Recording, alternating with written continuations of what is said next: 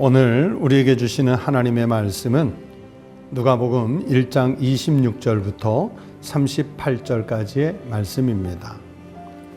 여섯째 달에 천사 가브리엘이 하나님의 보내심을 받아 갈릴리 나사렛이란 동네에 가서 다윗의 자손 요셉이라 하는 사람과 약혼한 처녀에게 이르니 그 처녀의 이름은 마리아라. 그에게 들어가 이르되 은혜를 받은 자여 평안할지어다. 주께서 너와 함께 하시도다 하니 처녀가 그 말을 듣고 놀라 이런 인사가 어찌함인가 생각하매 천사가 이르되 마리아여 무서워하지 말라. 내가 하나님께 은혜를 입었느니라. 보라 내가 잉태하여 아들을 낳으리니 그 이름을 예수라 하라. 그가 큰 자가 되고 지극히 높으신 이의 아들이라 일컬어질 것이요 주 하나님께서 그 조상 다윗의 왕위를 그에게 주시리니 영원히 야곱의 집을 왕으로 다스리실 것이며 그 나라가 무궁하리라. 마리아가 천사에게 말하되 나는 남자를 알지 못하니 어찌 이 일이 있으리이까. 천사가 대답하여 이르되 성령이 내게 임하시고 지극히 높으신 이의 능력이 너를 덮으시리니 이러므로 나실 바 거룩한 이는 하나님의 아들이라 일컬어지리라. 보라 내 친족 엘리사벳도 늙어서 아들을 배었느니라. 본래 임신하지 못한다고 알려진 이가 이미 6달이 되었나니 대저 하나님의 모든 말씀은 능하지 못하심이 없느니라. 마리아가 이르되 주의 여종이 오니 말씀대로 내게 이루어지이다 하매 천사가 떠나가니라. 오늘 아침 우리에게 주신 하나님의 말씀입니다. 성도 여러분, 이제 대림절 셋째 주간 토요일 아침을 맞았습니다. 대림절 한 주, 두 주, 세 주간을 지내오시면서 여러분 정말 마음속에 우리의 신앙 고백 속에 예수 그리스도가 속히 내게 오시기를 대망하는 마음으로 기다리셨는지요. 여러분 대림절 기간은 거의 끝나가지만 더 중요한 것은 우리는 진정 주님이 다시 오실 때까지 여호와 하나님의 날이 이루어질 때까지 주 예수여 어서 오시옵소서, 주 예수여 어서 오시옵소서 하는 그 대림의 신앙으로 살아가야 합니다. 주께서 언제 오시든 그분을 우리가 속히 영접할 수 있는 그 준비된 신앙으로 꼭 살아가시기를 축복합니다. 오늘 본문 말씀은 이제 성탄이 다가오기 때문에 그 누가복음 1장 그 천사 가브리엘이 그 예수 그리스도의 나심의 소식을 알려주시는 이제 수태고지라고 하는데요.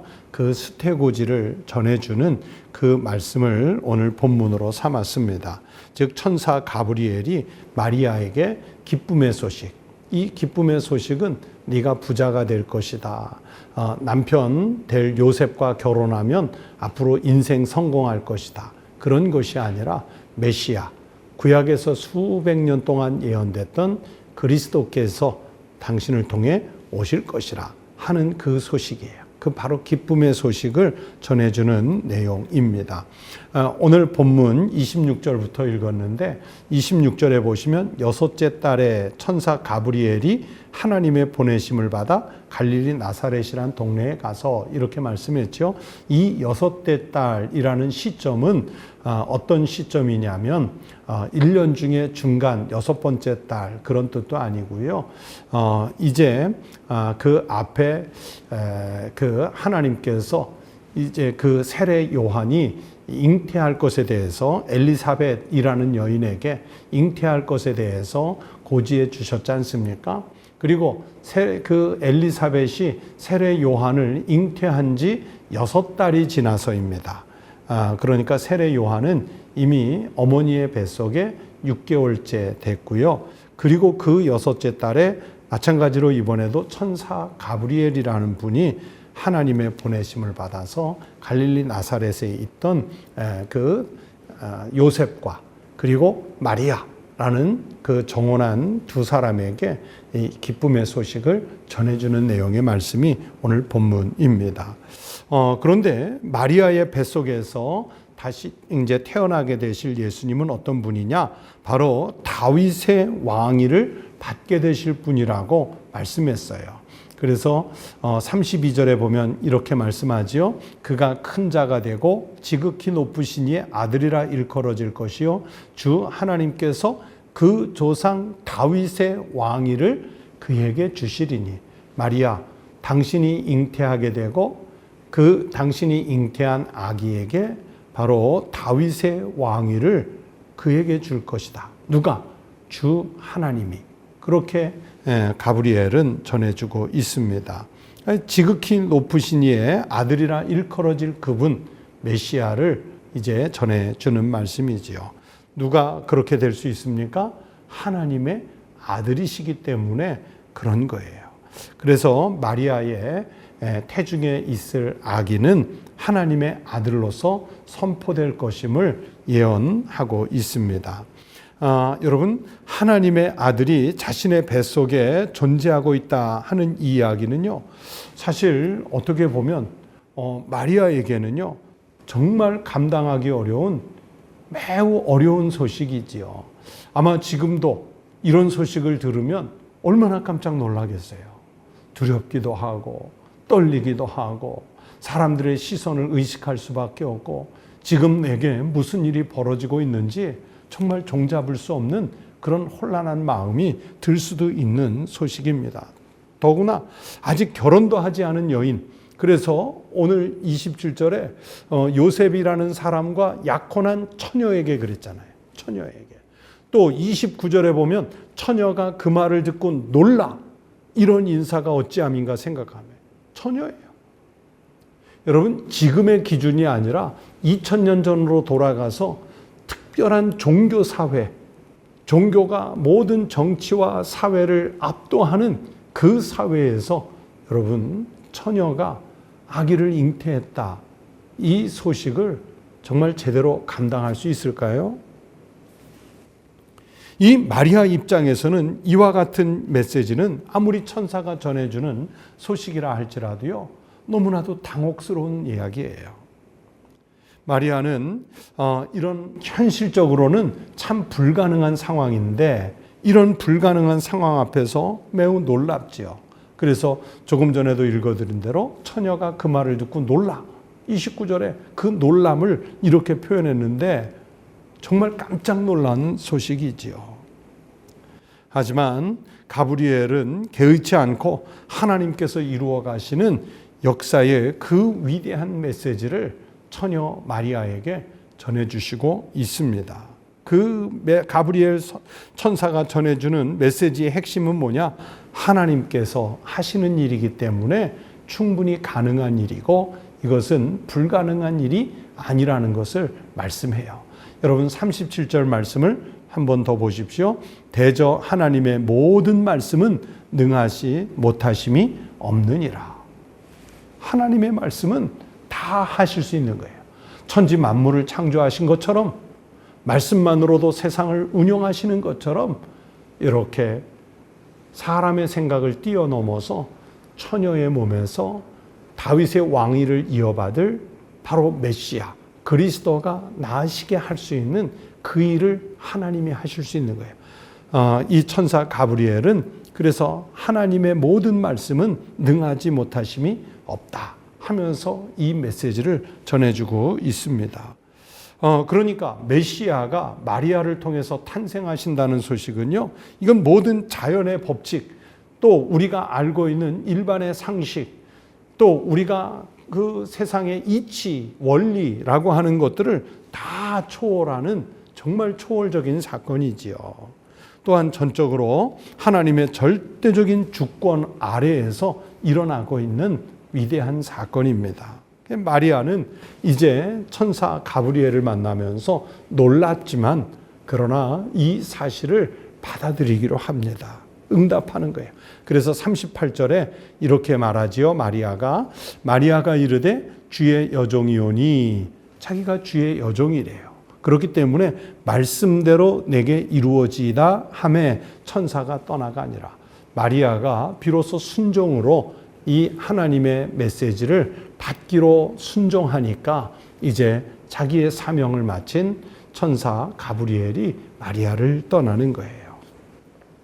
자, 오늘 이 본문 말씀 속에 마리아를 생각해 보세요. 여러분, 마리아는 하나님의 그 긍휼하심을 자신의 몸으로 몸소 느낄 수 있는 권리를 받았어요. 이걸 특권이라고 그러죠.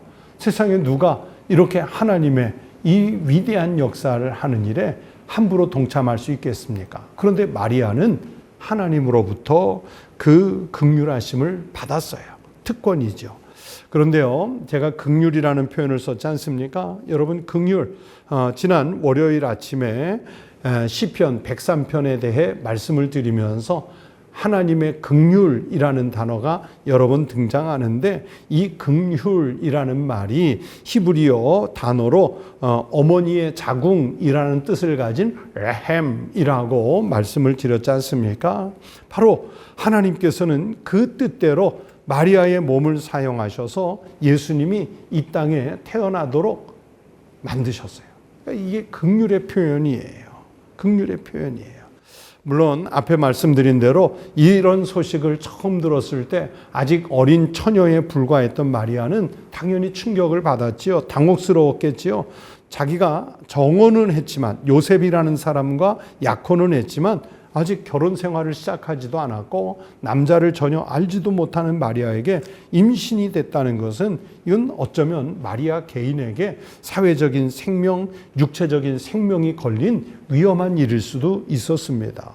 함부로 수용하기가 어려운 소식이었어요.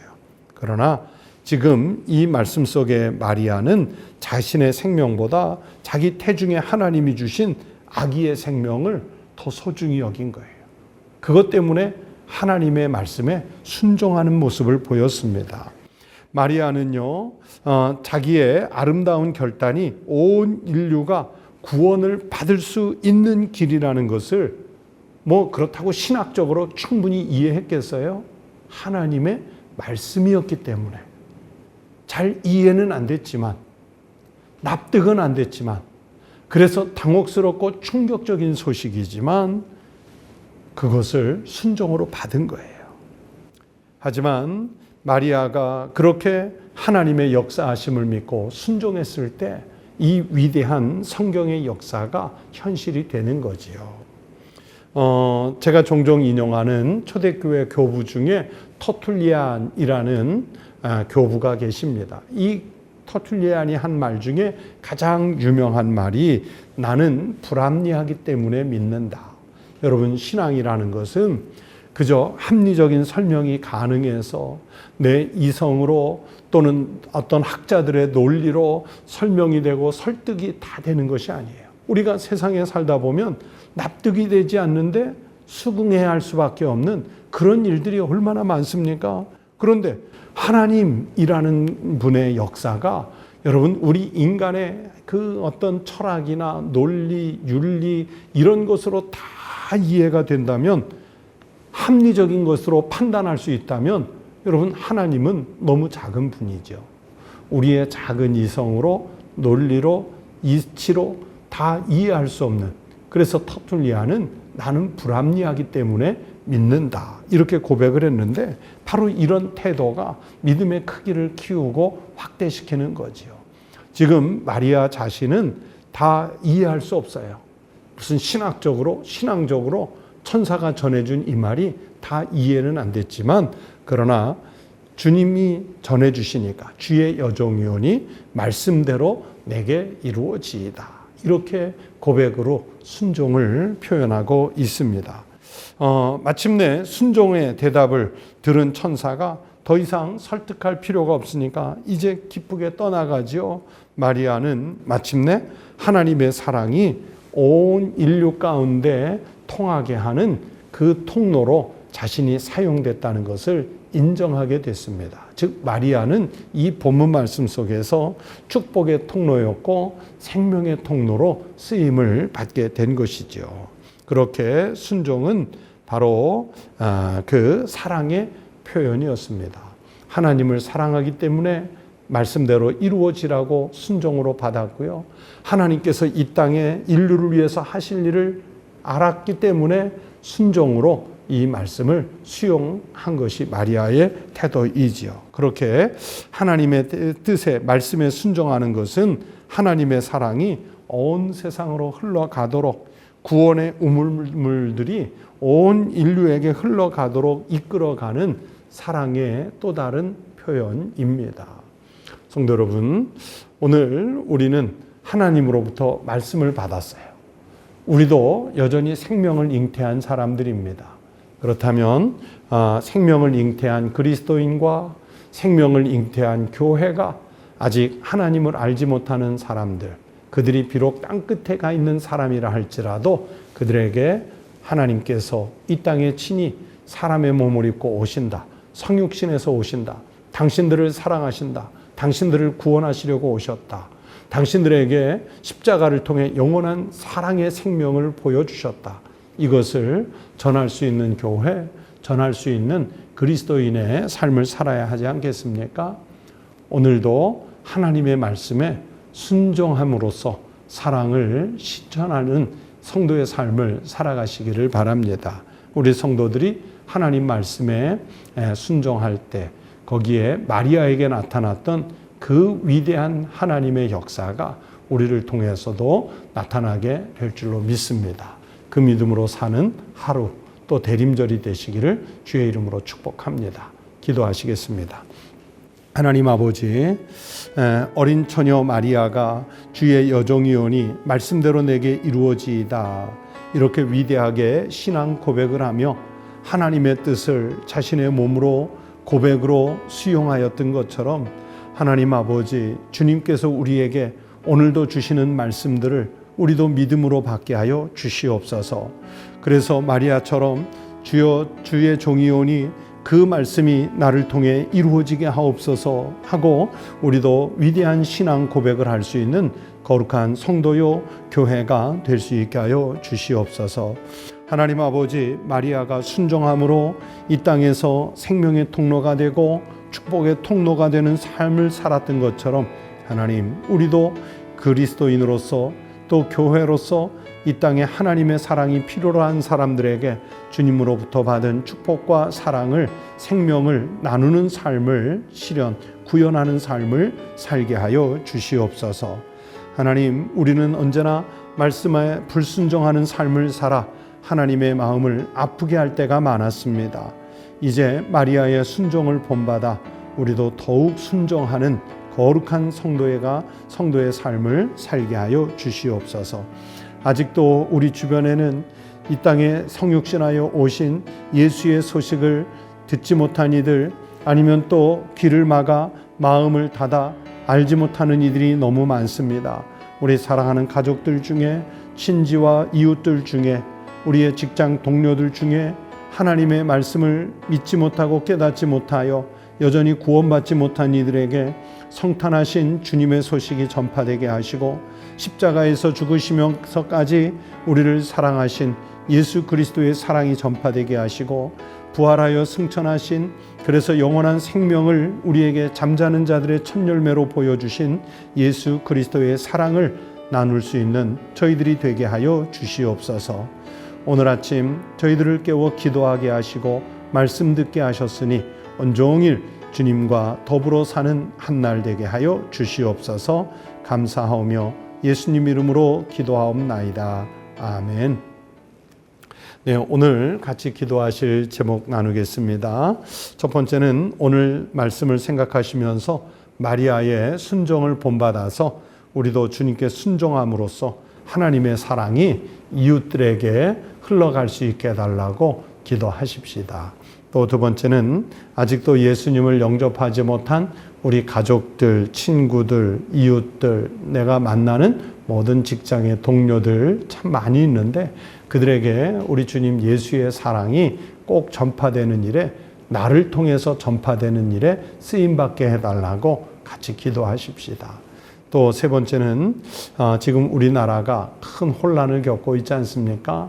우리의 조국 대한민국이 이 상황에서 흔들리지 않고 바른 길을 찾아서 평화롭게 잘 나라가 안정될 수 있도록 또 위에서 기도하시고, 이런 위중한 상황 속에서 교회와 그리스도인들이 이 혼란한 대한민국에서 희망이 될 수 있게 해달라고 또 기도해 주십시오. 그리고 여러분의 기도 제목 기도하십시오. 다 함께 기도하시겠습니다.